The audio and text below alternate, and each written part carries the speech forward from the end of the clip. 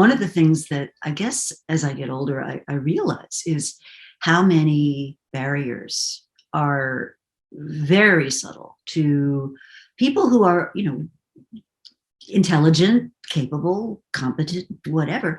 But it takes more than that, right? I mean, my parents were German.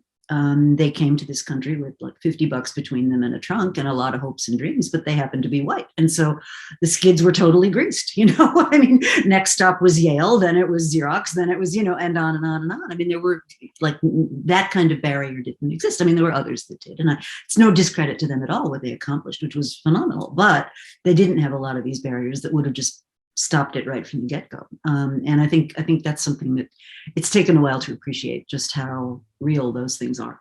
I think that's right. And many of us who've gone to those fancy schools now look around and we see, lots of students of color in those fancy schools. And so we say, well, so now problem solved, right?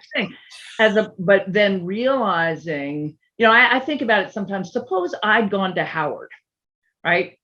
And there's a whole set of cultural practices and histories and assumptions that I don't have. And how am I going to get them in an environment that may not feel hostile, but it's certainly going to feel different. And I'm going to be constantly aware of my difference.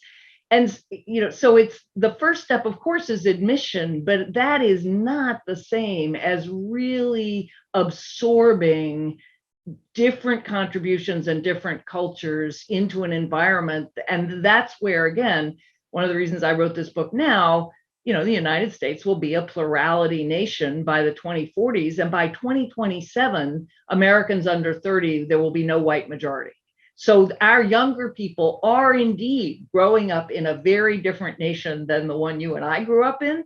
And these skills, this ability, this way of thinking, this work is critical for our national, certainly our national thriving, if not surviving.